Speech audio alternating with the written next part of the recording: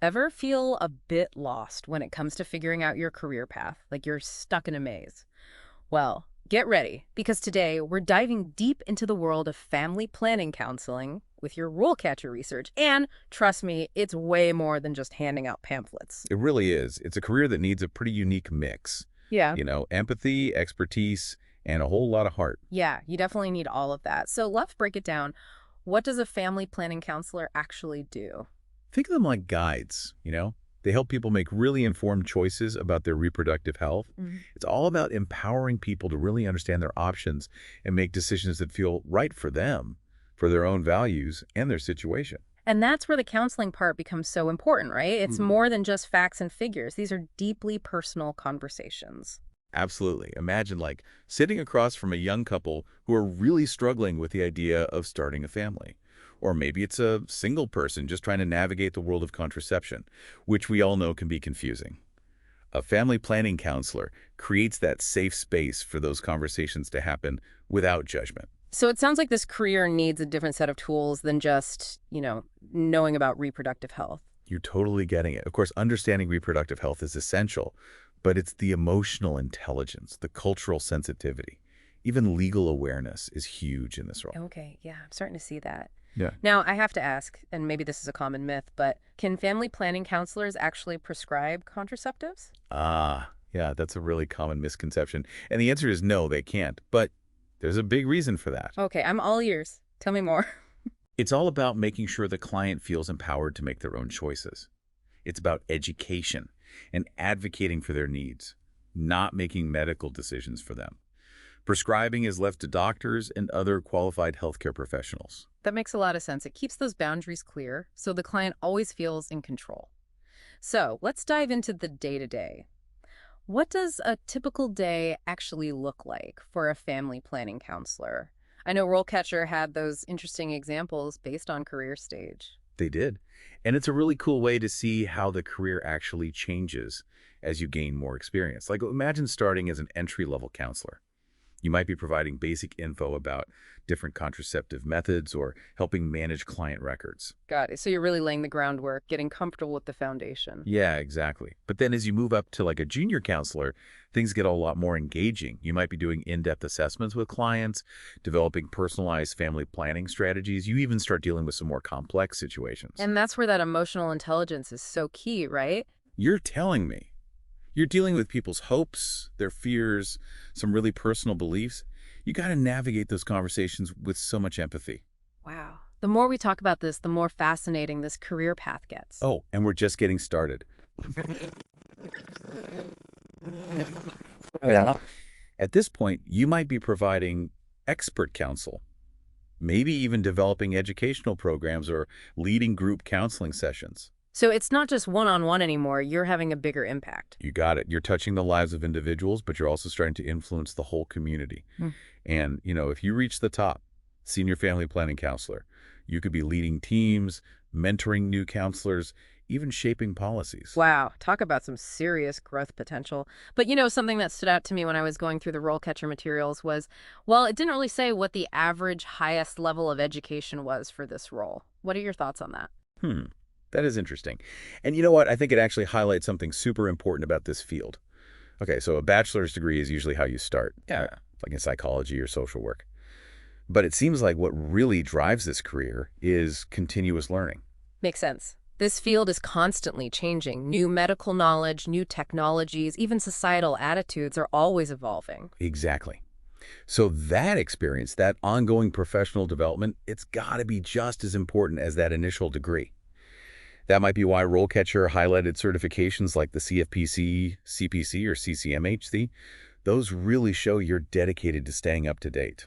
It's not just checking boxes, it's a passion for this kind of work. Okay, let's be real for a second. What are the pros and cons of being a family planning counselor? We've talked about the good stuff, but let's not sugarcoat it. What are the challenges? Yeah, you're right. It's not always easy. Yeah. Think about it. Dealing with these really sensitive, emotionally charged situations day after day, it can be draining. It takes that emotional intelligence to a whole new level. For sure. And it can lead to burnout if you're not careful. Plus, you're going to face ethical dilemmas, clients who might resist what you're saying, even criticism from people. That's the tough part when you're working in a field that's so personal and sometimes honestly political. But on the flip side, what are those moments that make it all worth it? Imagine that feeling, when you empower someone to really take control of their reproductive health. When you help them plan their families the way they want to, you're making a real difference. Now, that's what I call job satisfaction. It really is. It's about advocating for people's rights, challenging norms, promoting this holistic understanding of reproductive well-being. I get it now. It's so much more than just a job title. It's being that source of support, knowledge, and empowerment for people at some of the biggest moments of their lives. You said it. And, this path might not be for everyone, but the impact you can have as a family planning counselor, undeniable. But let's break down those skills you need to really excel. RoleCatcher did a really good job with that skills breakdown. It's not just some boring list, They actually show you why those skills are so important for this job. Yeah, totally. So what are some of those big skills they highlighted? Well, they talked about active listening, which is more than just nodding your head, especially in this field.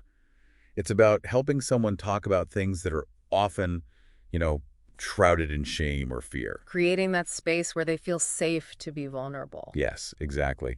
And then there's critical thinking. And again, it's not just some theoretical thing here. It's about real-life dilemmas. Imagine helping a client weigh the risks and benefits of different contraceptive methods, right? Yeah. But you have to consider their unique situation. It's about making those choices, even if they're tough. So you're guiding them through applying that information to their own life. Exactly. And we can't forget about cultural sensitivity. I mean, this one is absolutely essential, right?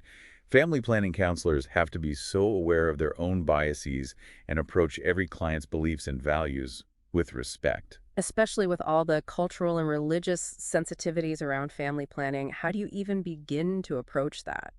Well, you have to recognize that everyone's coming from a different place, right? With their own experiences. A good family planning counselor knows how to build that rapport and trust, no matter what background someone comes from. Everyone needs to feel heard. It sounds like walking a tightrope at times, providing accurate information, but also honoring those individual beliefs. It is, but that's what makes it so rewarding, Yeah. You're not there to tell them what to think. You empower them to make their own choices. Now, I know RoleCatcher had those sample interview questions, and some of them are tough. Any advice for someone who's getting ready for those interviews? Oh yeah, they don't make it easy, but honestly, that's a good thing. It means you have to be ready for anything to handle those sensitive situations. Show them you can think on your feet. Exactly. Like one question they often ask is, how do you approach counseling clients who might have totally different cultural or religious beliefs than you? That's a big one. Where do you even begin to answer that? I think it's about conveying that you get it. You understand how important it is to respect those individual beliefs, even when they're different from yours. It's about empathy, sensitivity, and really being open to learning from their perspective. Building that trust from the start, showing them you're there to listen without judgment. Yes, exactly. And then another one they might throw at you is, can you describe a time when you had to address something really difficult or sensitive with a client? How did you handle it? It's like they're putting you right on the spot. Right. How do you even approach that kind of question? Well, it's your chance to show what you've learned from your experience. Or if you're just starting, it's about showing you can think clearly under pressure. It's not about having all the answers, really. It's about showing how you solve problems and your commitment to being ethical. So knowing those ethical guidelines and legal boundaries around family planning, that's essential. Totally. You have to know how to work within those boundaries and always put the client first. One thing that really jumped out from the RoleCatcher stuff was how much technology is changing things. What are your thoughts on how telehealth and AI might change the role of a family planning counselor? It's a great question. It seems like every job is trying to figure that out. It's true, and this feels no exception. Telehealth, on the one hand, it has so much potential. I mean, it could make counseling accessible to people who live in remote areas or can't attend those in-person appointments easily. That would be huge, just breaking down those barriers. Exactly. And imagine AI. It could make everything so much more personalized, right? Like tailoring resources to a client's specific needs and what they prefer. Okay, yeah, I can see the potential there. But I also imagine there are concerns about the downsides of tech, right? Absolutely. A big one is making sure everyone has access. Not everyone has good internet or even knows how to use these platforms. It's like they say, the future is already here. It's just not evenly distributed. Huh. That's a good way of putting it. And then there's privacy and confidentiality, obviously.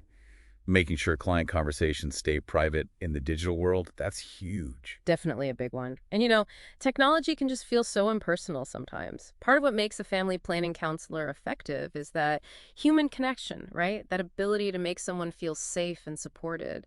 Can technology really do that? That's a million-dollar question, right? And it's something everyone going into this field will really need to consider as tech keeps changing. Yeah, it really makes you think, trying to picture the future of human connection when everyone's so plugged in.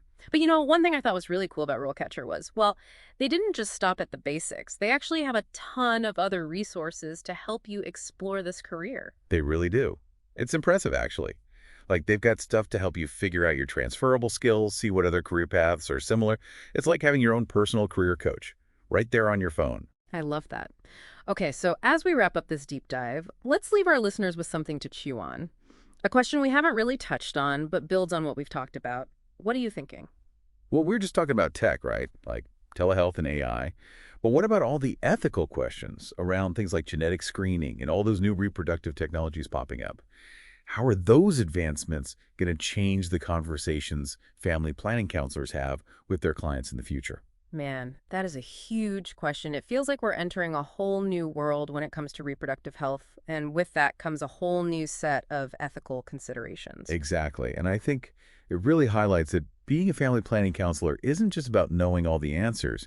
It's about being able to navigate those really tough and constantly changing ethical issues right alongside your clients. Definitely. So as we wrap up here, what are some key takeaways you hope people are left with from this deep dive? I hope they come away with a better understanding of just how big of an impact family planning counselors can have on individuals, on whole communities. It's a career that needs this amazing blend of knowledge, compassion, and a deep respect for each person's right to choose. It's been so great unpacking this career with you. We've gone from busting myths about prescribing contraceptives to imagining the future of reproductive health and all the challenges that come with it. It's been a pleasure. And hey, if you're feeling inspired, definitely check out resources like RoleCatcher. They can be super valuable tools for you. Couldn't agree more. Until next time, stay curious, everyone, and keep diving deep.